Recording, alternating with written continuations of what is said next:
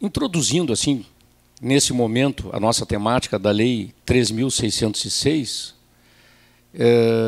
nós nos deparamos já com um certo adiantamento da matéria do ponto de vista da provocação da esfera judicial.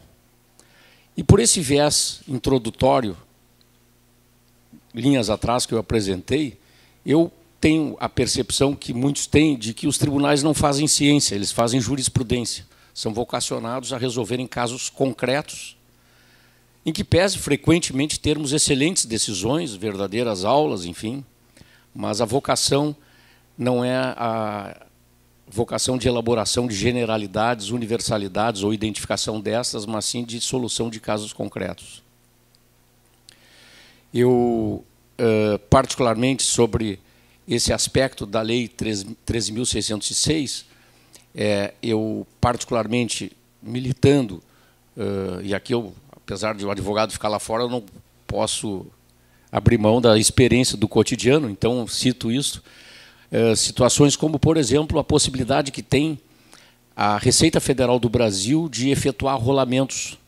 E aqui me permitem essa introdução assim muito pontual para depois entrar, vamos falar aqui em causas de pedir, para verificar se há consistência ou não, enfim, para essa breve introdução, no sentido de que o arrolamento de bens com base em lei e após o arrolamento, a autoridade fazendária federal comunicando os registros, por exemplo, registro de imóveis, DETRAN e assim por diante, não tornem disponível esses bens. Né?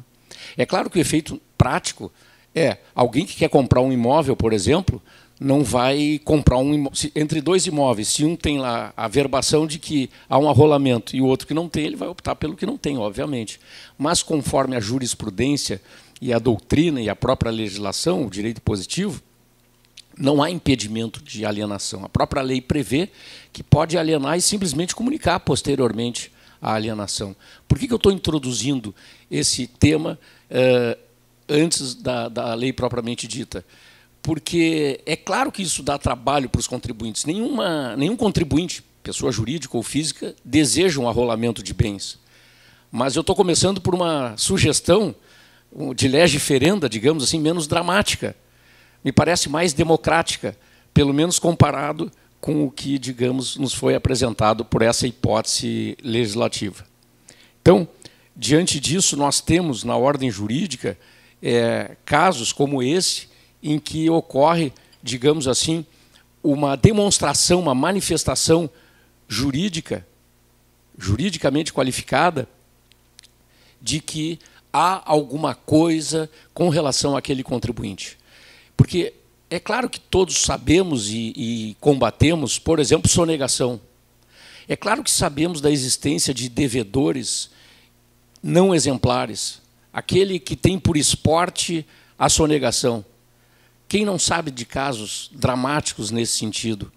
E isso, como cidadão, gera um profundo desconforto, para usar um eufemismo, quando não uma indignação exacerbada, porque todos nós estamos submetidos, de alguma maneira, à tributação, cumprimos com as nossas obrigações, e talvez essa é uma das razões pelas quais, ao ser tributarista, eu não tenho como defender sonegador. Não há como um tributarista defender um sonegador. O que pode, quando muito, é examinar o auto de infração para ver se tem algum vício formal, mas considerando que ele realmente é um sonegador, vamos assumir essa hipótese, incidiu a norma jurídica sobre o fato e ponto final. Se não for caso de decadência, prescrição, o tributo seria devido.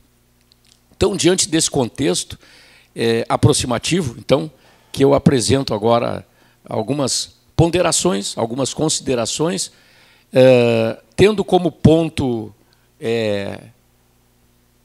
central o constante da ADI 5081, que todos vocês já ouviram falar e, eventualmente, aqui apresento,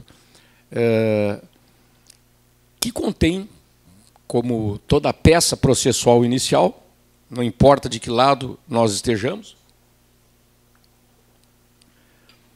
concepções que se mostram com alguma razoabilidade, prima facie, pelo menos, respeitando aqui os latinistas, ou prima facie, se preferirem, né? Então, como constou da divulgação, a Lei 13.606 e a efetividade na recuperação do crédito público, medidas de cobrança. Por exemplo, a questão do vício formal, de que teria sido violado o artigo 146, e, doutora Cristiane, me permite começar dessa maneira, porque me parece mais didático falar de casos já apresentados, né? Artigo 146, inciso 3º, letra B, em que prevê lá pelas tantas, na letra B, na linha B, crédito tributário, e, portanto, não poderia ser uma lei ordinária, e sim uma lei complementar. Eu lembro a todos que, pelo menos no meu tempo na faculdade, era ensinado por alguns professores que havia hierarquia entre lei complementar e lei ordinária. E hoje isso é considerado como óbvio de que não existe. Mas eu só quero relembrar, em poucos segundos, como é que isso se tornou óbvio, se é que é algo óbvio na nossa área. Lembramos que tinha uma contribuição chamada fim social, os contribuintes demandaram e obtiveram êxito, a União teve uma perda muito substancial de finanças, e um dos argumentos era de que as alterações de alíquotas foram por lei ordinária. E nós, como advogados, dizíamos, não, tinha que ser por lei complementar.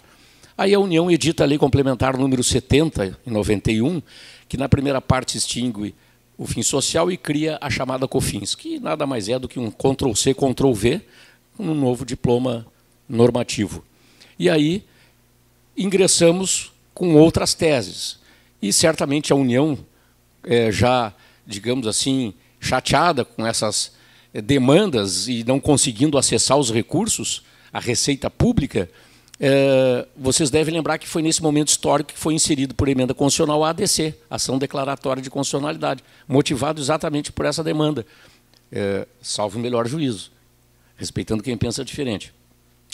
E a ADC número 1 tratou exatamente da COFINS e deu ganho de causa para a União. Mas onde que eu quero chegar? Aquele acórdão volumoso tinha um dos votos do ministro Moreira Alves, hoje, né, na época, o ministro Moreira Alves, e aí, então, ele apresenta essa questão de maneira incidental de que não existe hierarquia entre lei complementar e lei ordinária. É uma questão de vocação constitucional. Há previsão ou não há previsão de necessidade de lei complementar? Assunto esse, incipiente na época, mas já nos anos 70, iniciado pelo Geraldo Ataliba, que foi um grande constitucionalista e tributarista, no sentido de não haver essa hierarquia. Porém, nós, como advogados, demandamos posteriormente em juízo, pedindo que havia vício na Lei 9.430, uma lei ordinária, que revogou dispositivo da Lei Complementar número 70, que previa a isenção das antigas sociedades civis, hoje sociedades simples. E aí o Superior Tribunal de Justiça deu ganho de causa para os contribuintes, chegando a súmula, editou uma súmula. Na súmula não constava, existe hierarquia, mas a racionalidade subjacente, não com dificuldade, aliás, eu diria sem dificuldades, a gente extraía exatamente de que havia hierarquia. E a grande questão entre nós era, será que vai para o Supremo? Não, isso não é matéria constitucional. E aí, lá pelas tantas, saiu na imprensa, em todo o país, que o Procurador-Geral da Fazenda Nacional, com os seus assessores, procuradores, foram visitar os ministros. Interpelados por um repórter, ele disse, ora, se os advogados fazem isso, por que nós não podemos fazer? E foi apresentar a tese para os ministros. E aí a gente começou, olha, se chegar lá no Supremo a gente vai perder, em razão desse precedente. E chegou, e perdemos, e essa súmula do STJ foi revogada, o STJ se curvou perante a decisão do Supremo. Esse é o contexto, em rápidas palavras, da questão disputa, e não naturalmente exaurente, se existe ou não hierarquia. Então, esse é um ponto que nós temos, digamos assim, parece que razoável, em invocar a inadequação do diploma legislativo, lembrando que no artigo 59 e seguintes há a previsão do processo legislativo, né? Então, por esse viés, o diploma adequado não seria a lei ordinária, essa da pauta de hoje, mas a lei complementar por força exatamente desse artigo 146, inciso 3º, letra C. Antes de prosseguir na sequência da ADI, eu gostaria, nesse momento, de acrescentar um outro argumento que não constou da ADI, mas que eu particularmente colocaria, e como eu disse antes, aqui é diálogo, então eu estou colocando na mesa as razões, por favor, não se constranjam em refutá-las. Tá? Porque, aliás, aqui nessa escola, que não é a primeira vez que eu participo, eu sempre tive a honra de trocar ideias com todos os colegas da instituição.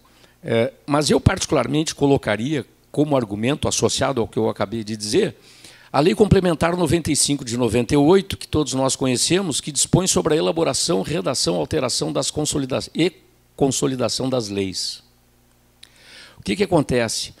Lá na Lei Complementar 95, nós temos uma lei com base constitucional dizendo, olha, legislador, quando tu for redigir uma lei, um texto normativo, no nosso caso, lei aqui, tu tem que observar essas regras. Uma delas é a especialidade da lei. E diz essa Lei Complementar 85, o artigo 1º de toda a lei determina o alcance e a aplicabilidade da lei. Ora, nós sabemos que a Lei 13.606, ela não tem o escopo de criar ou estabelecer uma regra jurídica de indisponibilidade de bens em razão de crédito tributário devidamente constituído. O artigo 1º da Lei 13.606, de 2018, que é o nosso ponto central, prevê, fica instituído o Programa de Regularização Tributária Rural, PRR, na Secretaria da Receita Federal do Brasil e na Procuradoria-Geral da Fazenda Nacional, cuja implementação obedecerá ao disposto nessa lei. E segue. Então, na verdade, com perdão da expressão da rua, de contrabando inseriram na lei que eu acabei de me referir, o artigo 25, que faz alterações consideráveis na 10.522, particularmente na questão da nossa temática, que é a averbação da certidão positiva. Eu quero dizer para vocês, tentando aqui, em rápidas palavras, fazer o contraponto a mim mesmo, uma voz, digamos assim, que me conteste, não por patologia, mas só para exercício intelectual, de que eu, se fosse o assessor do município, do Estado ou da União, eu obedeceria para não deixar margem, para eliminar variáveis, porque a gente sabe que no direito sempre, ou no mais das vezes, enseja pelo menos duas interpretações que não são convergentes, eu já eliminaria essa variável, que, a meu ver, salvo melhor juízo, ela em que pese até entendimento contrário, violaria essa previsão da Lei Complementar 85. Então, aqui eu estou, por enquanto, me fixando no aspecto meramente formal, meramente não é pouca coisa, no sentido da demanda judicial, né, de uma demanda judicial, mas, a meu ver, não foi observado isto.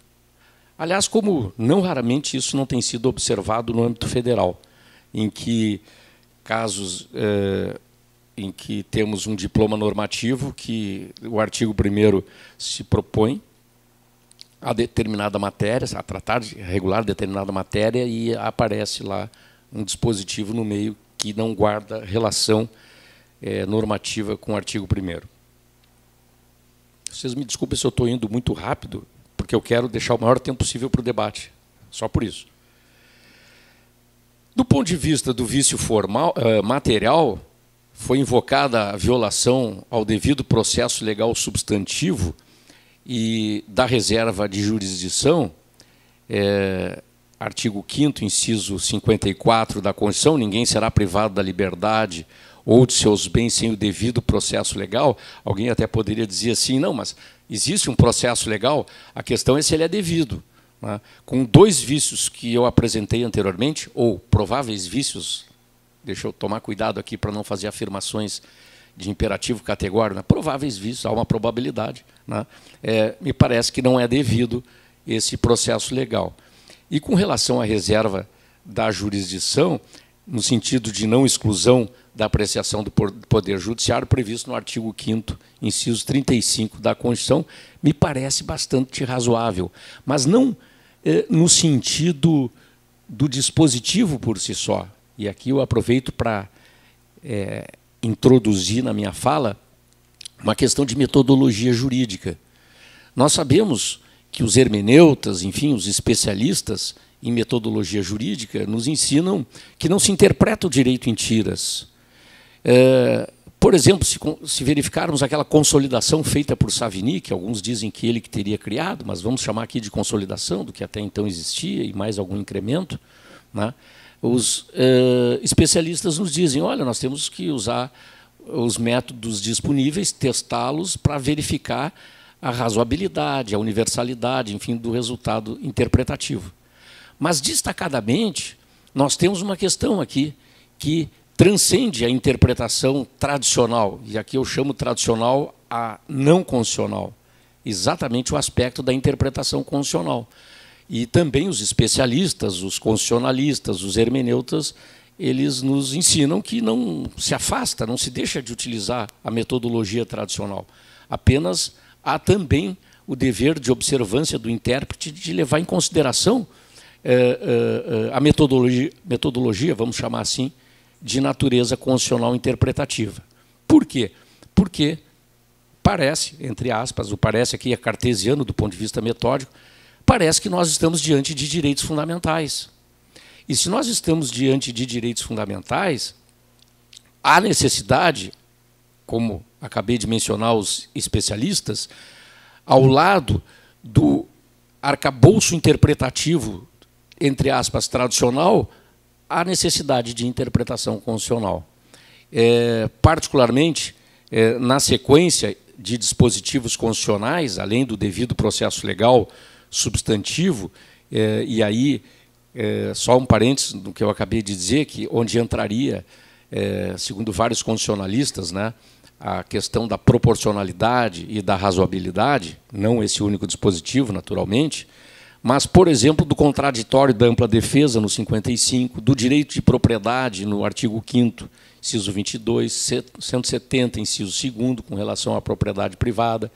Nesta petição, nós temos ali também, como causa de pedir, a livre iniciativa do 170, parágrafo único. Onde é que eu quero chegar por essa perspectiva de interpretação constitucional? Se alguém tiver interesse em anotar, eu cito aqui o recurso do Supremo Tribunal Federal, a RE 639-337, ARE 639-337, agravo regimental, o ministro Celso de Mello foi o relator, em que, nesta decisão, consta o princípio constitucional do não retrocesso como derivando do princípio do Estado democrático e social de direito, dignidade da pessoa humana, ou seja, acaba invocando uma interpretação constitucional dos direitos fundamentais. Aonde que eu quero chegar? Mais pontualmente, que não aparece na petição. Quando eu trato em aula, ou em ambientes acadêmicos, para ser mais amplo, de Direito Tributário 2, tributos em espécie, e particularmente IPTU, eu costumo fazer um exercício, né, uma reflexão da seguinte maneira. Imaginem uma senhora com 99 anos de idade, que ganha uma parca aposentadoria, não se enquadrando em isenção do município, e tem que optar entre comer e comprar os medicamentos. E aí recebe o DOC do IPTU. Não tem dinheiro, não tem condições, não se enquadra em nenhuma hipótese de isenção. O que vai fazer o município? Inscrever em dívida ativa, se não houver o pagamento, vai ser ajuizada a execução fiscal, penhora, vai no antigo CPC Praça Pública, novo CPC Leilão, quitada a dívida do IPTU e demais tributos, como contribuição de melhoria, se for o caso, taxa de coleta de lixo, etc. O saldo, ela fica e vai comprar um imóvel menor que tenha condições de pagar o IPTU. Só que vai acontecer o mesmo, e vamos supor que ela viva por 1000 anos. Vai ter toda a tramitação para cada um dos imóveis que ela for diminuindo. O fato é que nós estamos falando do quê? Do direito tributário positivo. Nós não estamos falando de advogado tributarista nem de procuradores. Por quê? Porque nós, procuradores ou advogados, temos que cumprir a nossa tarefa e a nossa vocação. O direito positivo estabelece que nesse caso vai haver a penhora. E eu quero lembrar a todos, a Lei 8.009, que prevê a impenhorabilidade do bem de família, prevê exceções, dentre as quais essas que eu acabei de dizer, dívidas contraídas em razão do imóvel, particularmente aqui de natureza tributária. Aonde que eu quero chegar? Aí eu chego e digo o seguinte, olha, eu realmente não vejo alternativa, a não ser o juiz, a juíza se abraçar, chorar, tirar dinheiro do bolso e pagar. Não tem. Agora, eu particularmente estou aberto, até hoje não tive oportunidade, de fazer um laboratório. Em que termos? Se eu me deparo com uma situação como essa, eu advogo sem cobrar, porque a pessoa não tem condições, vou fazer filantropia e vou testar exatamente esse princípio que eu acabei de citar do Supremo Tribunal Federal. Ou melhor, esse princípio constitucional reconhecido pelo Supremo Tribunal Federal, que é a vedação ao retrocesso. Ora, se nós temos o direito à moradia como um direito fundamental e sabemos que não pode qualquer pessoa bater a porta do Estado, lato sensu, e dizer eu não tenho moradia, eu quero uma, sabemos que os constitucionalistas interpretam a Constituição dizendo que isso não é possível, ora, também não podemos impor um retrocesso. Ou seja, aquele que tem um imóvel, no caso essa senhora velhinha, que eu citei no meu exemplo hipotético, ela, neste caso, teria como defesa, e é isso que eu estou dizendo que é uma tese, não estou dizendo que eu sou dono da verdade, apenas eu gostaria de testar para ver o que o judiciário diria a respeito. Se alguém tiver alguma notícia de um caso semelhante, me diga, por favor, que eu quero aprender.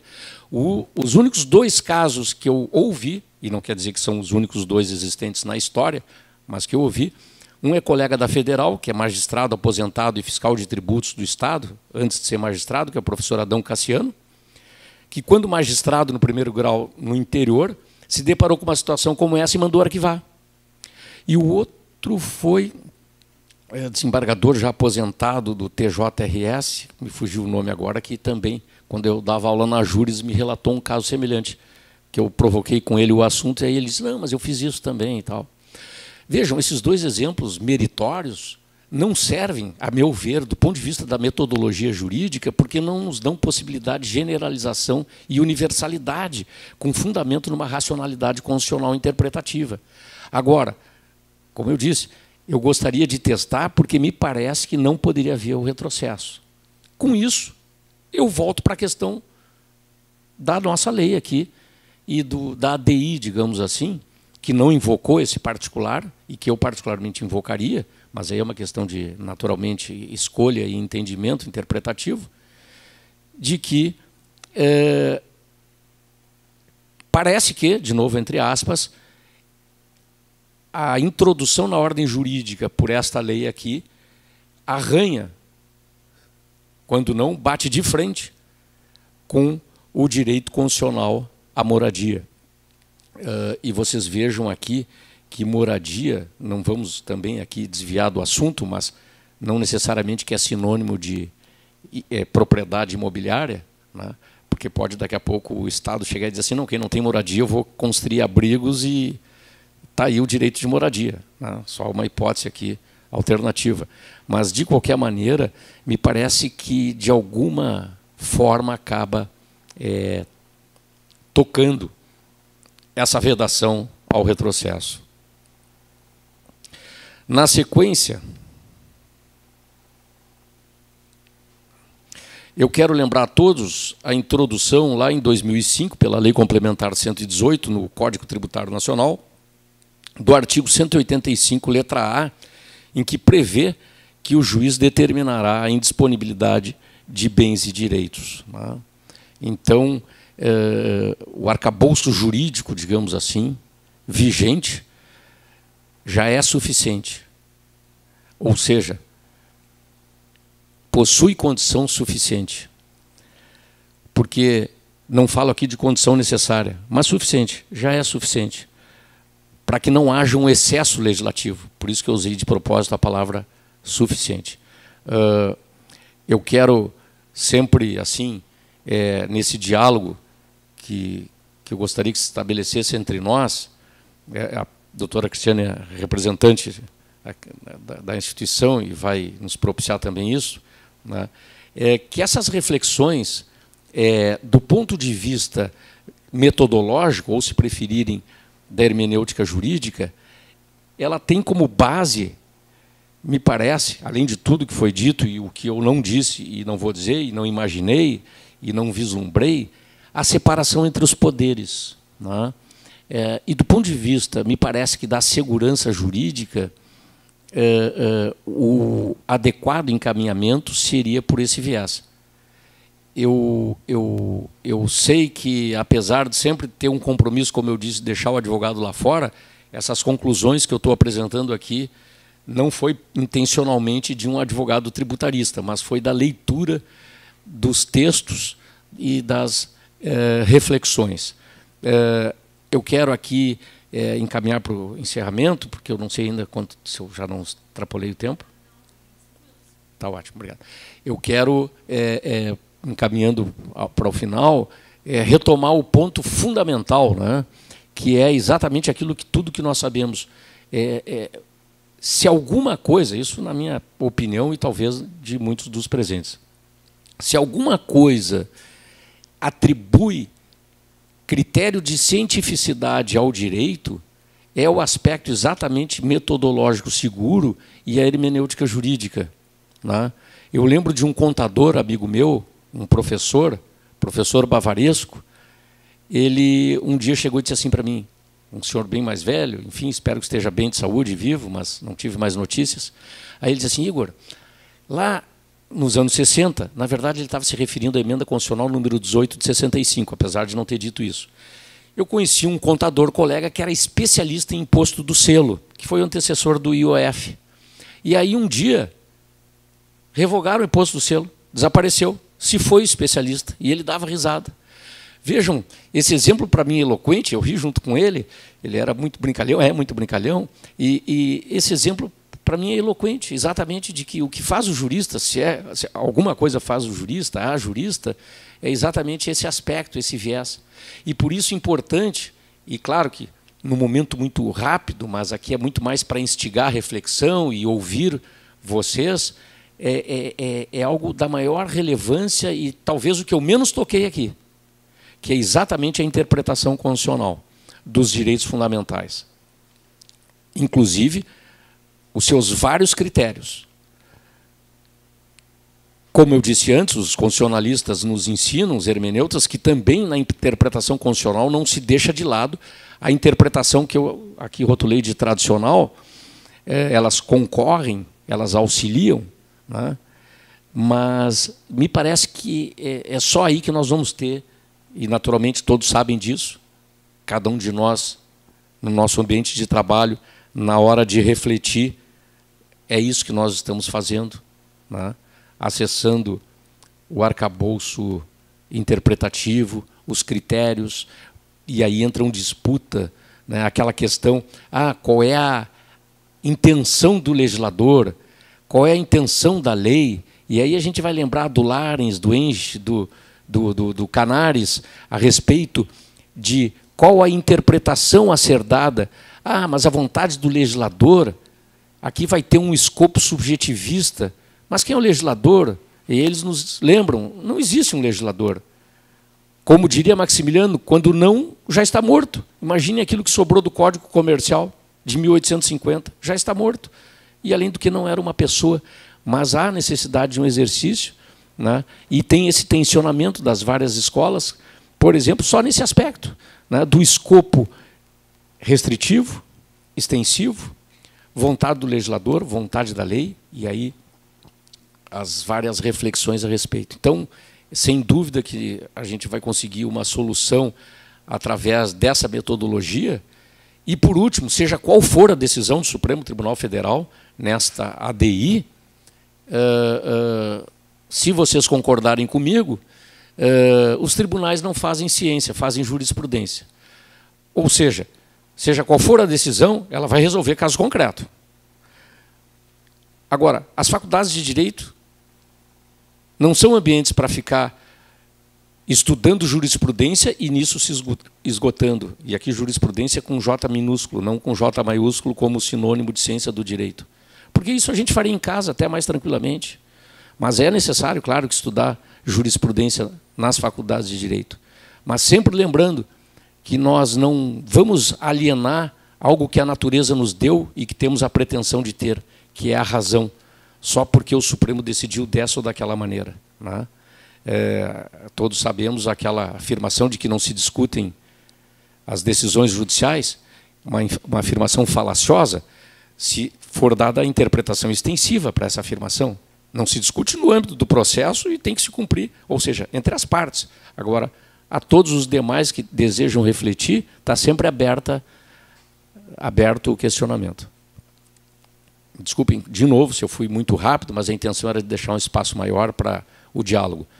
Agradeço a atenção de todos. Doutora Cristiane, lhe devolvo a palavra. Obrigado.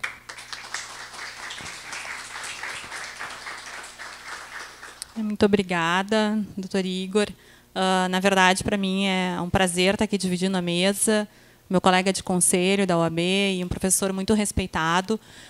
E muito bom ouvir esta versão também, não é? E me cabe aqui a outra versão, como boa defensora da Fazenda Pública. Na verdade, trazer aqui alguns argumentos, né, com base no que foi dito aqui, com base em todo esse ensinamento que o senhor nos trouxe, que realmente são dignos de um grande debate, não é? Como todos os temas afetos a esta matéria, não é? Mas dentro do contexto que nós temos hoje em relação à cobrança do crédito público, eu trago aqui algumas questões para que a gente possa pensar e aí provocar também o debate. Na verdade, essa questão, por exemplo, da reserva de lei, né? Nós tivemos esse debate muito semelhante nas ações que trataram do CADIM e do protesto de CDA, né? É a ADI 5135 e o RESP 1.126.515. Em ambos houve um grande debate, muito parecido, a meu ver, com esse debate que vem por aí, acerca da Lei 13.606. E nesses dois julgamentos, houve a definição por não haver reserva de lei para essa matéria. Então, eu penso que, neste aspecto, o STF e o STJ andarão neste caminho, né? E dando guarida à questão da lei ordinária, sem a necessidade de reserva de lei complementar, penso eu. E esse cenário, né, a questão do cenário, do contexto que eu trago, nós temos mais 2 ADIs sobre essa matéria, até onde eu sei, né, que devem vir mais, imagino eu, ou pelo menos vão começar a ingressar como amigos cura em várias entidades nessas ADIs. Mas nós temos um contexto hoje de saturação do judiciário, não é? E quem mais satura o judiciário hoje, vamos dizer assim, de processos, é o poder público, não é? As execuções fiscais, quem aqui trabalha com o poder público sabe disso, é o grande volume de processos que temos no judiciário, é o grande volume de processos hoje a atravancar um sistema já falido, né? Sejamos bem claros, o judiciário hoje é um sistema que não está conseguindo trazer a efetividade ao processo, porque não adianta nada tu entrar com o processo não pode ser um fim em si mesmo, ele tem que trazer efetividade, não é? E para ambas as partes.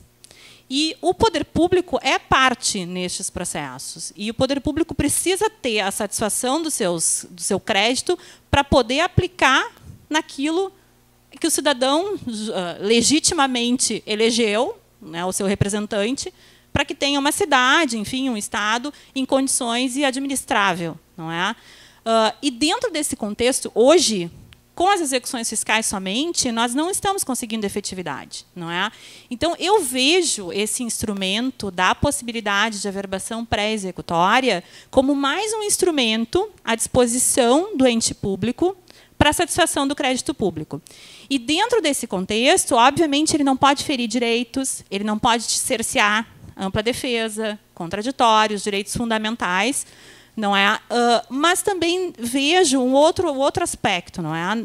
Não acho que haja uma restrição do direito de propriedade ou de qualquer direito fundamental, ao contrário, é uma anotação que vai ser feita pelo poder público. Essa anotação só vai ser feita porque há uma dívida que não foi paga, e essa dívida que não foi paga, ela tem presunção de legitimidade. O fisco tem presunção de legitimidade na prática de seus atos, não é?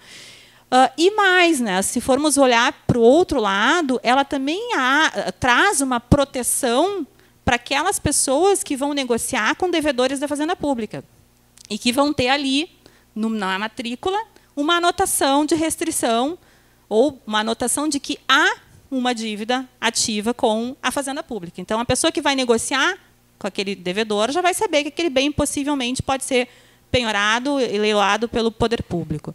Não é? Então, esse seria um aspecto que, a mim, pelo menos, dentro do que eu ando estudando e lendo, não traria uma restrição a ponto de ferir qualquer direito fundamental. A lei de execuções fiscais, por seu lado, ela não exclui outros instrumentos, não é? Então, ela não há essa exclusão no protesto, CDA, averbação pré-executória. Acho que ela racionaliza procedimentos, esse instrumento vem racionalizar. Aqui em Porto Alegre, professor Igor, nós temos, dentro de alguns anos, nós estamos com essa prática de diminuir o ajuizamento de execuções fiscais e utilizar outros instrumentos alternativos de cobrança do crédito público. Justamente por toda uma situação financeira que o país inteiro vive, os municípios não é diferente, né? E precisamos de alternativas para que possamos reaver dinheiro, não é? Recuperar o crédito público e aplicar nas demandas da cidade, que não tem sido muito fácil. E desde que se adotou novos instrumentos, como o protesto, como o Serasa, a negativação, enfim, a gente tem verificado, né, pela atuação exemplar aqui de Porto Alegre, e Porto Alegre é referência para isso, um aumento na arrecadação muito grande. Não é? É referência para o país todo a arrecadação de Porto Alegre. E Porto Alegre sempre foi pioneira na utilização desses instrumentos e na defesa desses instrumentos. E uma das questões, já me finalizando, porque eu sou só debatedora aqui e quero só provocar, acho que o que mais nos move no sentido de utilizar esses instrumentos alternativos que que a lei vem proporcionando ao poder público é retirar do judiciário processos. Não é? Porque o processo de execução fiscal ele não anda, o processo de execução fiscal ele permite milhares de recursos, nós temos processos tramitando há 15 anos. O Alexandre, aqui, meu colega, pega processos de 15, 20 anos, não é? Tramitando. E aí há o direito fundamental também do credor. Eu sou credora. Eu tenho um direito fundamental de receber meu crédito. O município de Porto Alegre tem o direito fundamental de receber o seu crédito e, por consequência, a sociedade. Porque eu recebendo, o município de Porto Alegre, quem vai receber é o contribuinte, não é de forma indireta. Então, eu vejo muito esses instrumentos desta forma. Temos um debate aí a fazer, com certeza, em relação a restrições de direitos, e acho que essas restrições não vejo como elas serem impostas nesse caso. Acho que a reserva de lei ela vai ser afastada pelo STF e STJ, pelo que eles vêm decidindo nessas outras ações semelhantes. Não é? Mas vejo muito como uma forma alternativa de cobrança a retirar do judiciário o que não é necessário estar no judiciário. Não é? Às vezes, execuções pequenas que nós temos ali, né? A Fernanda, aqui, a divisão de arrecadação, e o Rodrigo estão aqui, às vezes, valores muito pequenos, nós vamos entrar com um processo de execução que vai ser mais oneroso do que o próprio valor em cobrança. Né? Então, o que eu queria trazer essa visão da Fazenda Pública, né, no sentido de que é um instrumento à disposição e que eu acho que a gente pode trazer ele para o mundo, né, da aplicação, e Porto Alegre e os outros entes devem rumar para isso, sem restringir direitos, observando o devido processo, sem retirar, sem esgotar essa análise, observando ampla defesa e contraditório, mas sendo mais um instrumento de efetividade do crédito público. Obrigada, Igor, pela tua presença aqui, muito obrigada pela tua disponibilidade, obrigada à escola pelo convite, e a palavra, então, está franqueada. Todo mundo a favor da lei, é isso? Ninguém contra? Obrigado pelas considerações. Se alguém tiver algum desejo de se manifestar, eu vou interromper na hora, só para ganhar tempo aqui. Algumas reflexões aqui para tentar auxiliar.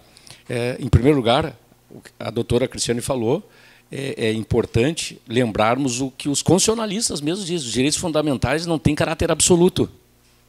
Não tem caráter absoluto. Então, se eu fosse procurador do município, eu iria invocar isso, em defesa, digamos, de alguma demanda que envolva essa questão. Aliás, só para aproveitar a carona aqui, a doutora Cristiane falou também na questão da reserva legal.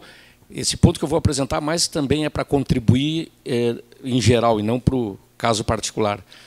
Todos nós sabemos, assim, em matéria tributária, artigo 150, inciso 1º, legalidade, reserva absoluta de lei formal e material, sob o princípio da tipicidade cerrada ou fechada, e a gente fica reproduzindo isso. Bom, em aula, eu digo assim, olha, daqui a pouco uma aluna, um aluno vai ser procuradora do município, procuradora da fazenda, procuradora do Estado, juiz. Então eu não posso, eu tenho que dar o pacote o mais completo possível. Aí eu digo assim, olha, isso é excelente para os contribuintes. Apesar que teve aquela decisão cujo voto foi do ministro Veloso, relativizando a reserva legal no caso seguro acidente do trabalho. Foi dramático, foi um leading case interessante e relativizou a questão da legalidade, autorizando, reconhecendo que o decreto poderia, que a lei poderia delegar para o decreto. Mas aqui eu quero sugerir, se me permitem, para quem não conhece, está na internet disponível de graça um texto do Ricardo Lobo Torres, professor, foi professor da UERJ, procurador do Estado do Rio de Janeiro. Eu não lembro exatamente o título, mas digitando Ricardo Lobo Torres, tipicidade tributária, tipo tributário, ele tem um texto denso que, para minhas luzes, foi um texto difícil, eu tive que ler e ler de novo. E ele conclui, vou falar baixinho, ele conclui que o tipo tributário é sempre aberto. Ainda bem que os tribunais não viram isso para os contribuintes, porque é dramática essa conclusão. E vou dizer para vocês, não é uma conclusão assim, não, é sempre aberto. Deem uma olhada nos fundamentos. Eu confesso que, como vocês, pensadores do direito, eu balancei. Eu não vou dizer que eu tenho posição firme. Então, eu prefiro suspender o juízo. É claro que, como advogado, eu tenho certezas, mas não é isso que vocês querem ouvir. Eu tenho dúvida profunda a respeito disso. Né? Disso que? Da jurisprudência e da doutrina majoritária, dizendo que o tipo é sempre fechado. Isso, se eu fosse procurador, eu usaria, né, contra, digamos, nas demandas. Né? Mas, enfim, retomando aqui o nosso ponto, vejam, um outro aspecto que se apresenta aqui, e do ponto de vista metodológico, de hermenêutica jurídica, seria o seguinte: o disposto na Lei 3.606, por aquele viés lá da lei complementar que determina como redigir leis, né, nós temos, temos por acaso aí um caso de uma antinomia com a Lei 8.009, que trata do bem de família, da impenhorabilidade? Será uma antinomia verdadeira ou aparente? Né? Por quê? Na medida que esta nova lei de 2018 autoriza a indisponibilidade, produz um efeito idêntico da penhorabilidade, ou da penhora, perdão, lá no Executivo Fiscal, da indisponibilidade. E aí entra aquela questão de resolução de antinomias, do ponto de vista da hermenêutica. Lei especial derroga ou revoga a geral naquilo que lhe for contrário. E aí vem a questão, qual é a lei especial aqui? Salvo melhor juízo, me parece que ainda continua sendo a Lei 8.009, que veio tratar da impenhorabilidade do bem de família e traz exceções. Então, eu diria, se eu fosse, digamos, assessor lá, claro, é fácil ser engenheiro de obra pronta, né? Estou desconsiderando isso, tá? Não é nesse sentido, mas imaginem, eu poderia ter dito, quem sabe faz uma alteração na Lei 8.009. Lá sei eu, né? Considerando, inclusive, o aspecto da lei complementar que eu falei antes, o artigo 1º iria especificamente...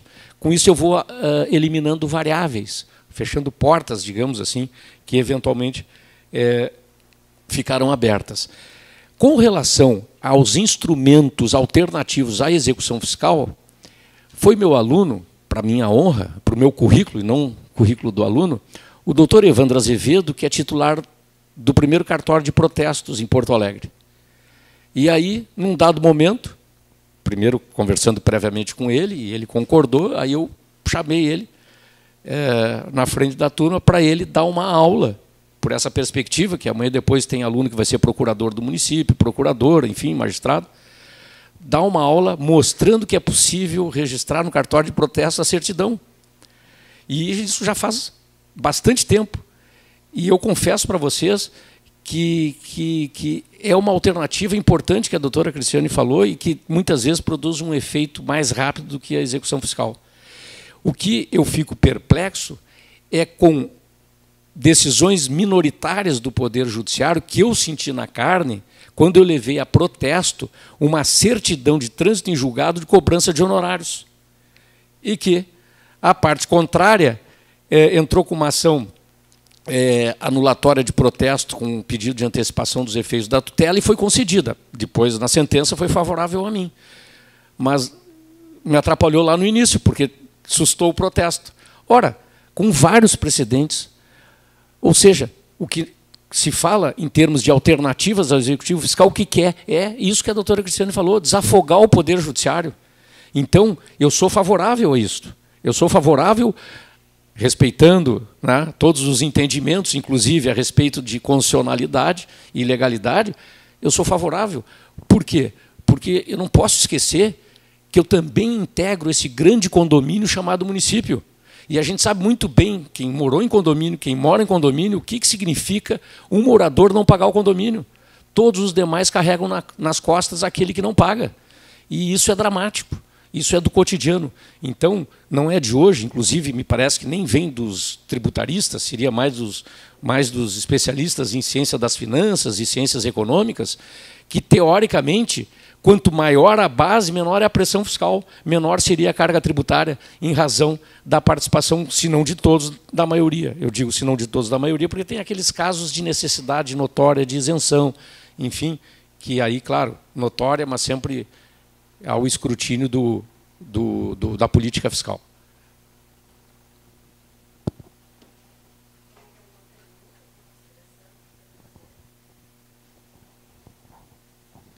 Bom, eu acho, professor Igor, que a gente vai ter um debate aí pela frente, certamente, não é, sobre tanto nas ADIs e também nas definições locais, porque os entes públicos vão regrar, certamente vão começar a aplicar, não é, tantos municípios quanto os estados a partir dessa lei federal. E acho que é muito válido esse momento que nós estamos aqui para esse debate, justamente para que o município, né, e aqui a gente tem representantes do município, possa bem avaliar a melhor forma de aplicação para evitar qualquer ferir direito, não é, ou pelo menos uma tentativa de preservar a legalidade e o devido processo. E também o outro lado, não é, de termos a consciência de que esses instrumentos eles vêm justamente numa tentativa de desafogar o judiciário, porque há uma falência no tramitar dos processos e uma tentativa dos entes públicos de reaver e recuperar créditos que hoje não estão sendo pagos. Então, eu penso que os instrumentos, quando bem aplicados, e aí muito obrigada por todos os seus ensinamentos, que certamente vão nos servir para essa boa avaliação, né, para a boa aplicação do instrumento, para que a gente possa ter, então, efetividade nesse regramento que se avizinha aí em todos os entes públicos e que também com essa compreensão aí de que essa prática de utilização é uma realidade hoje que não tem como se afastar dos entes públicos e penso que cada vez mais vão surgir alternativas à judicialização, né, e que a gente acaba se agarrando porque é realmente o que hoje está trazendo efetividade. Então, muito obrigada.